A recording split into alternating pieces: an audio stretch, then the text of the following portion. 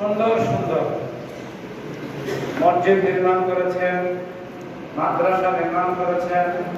এতিমখানা করেছেন। যিনি এই পাকুড়া উপজেলার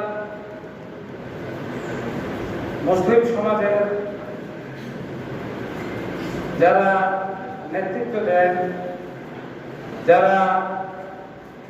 নামাজ পড়ান, সম্মানিত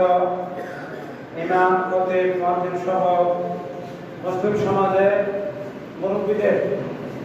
সর্বোচ্চ সম্মান দিয়ে কথা বলেন,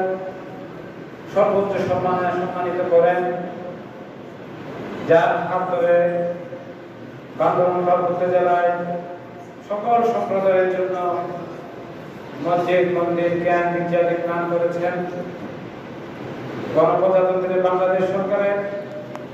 পার্বত্য চট্টগ্রাম বিষয়ক মন্ত্রণালয়ের সাবেক সফল মন্ত্রী এবং পার্বত্য চট্টগ্রাম বিষয়ক মন্ত্রণালয়ের সংসদীয় কমিটির সম্মানিত সভাপতি,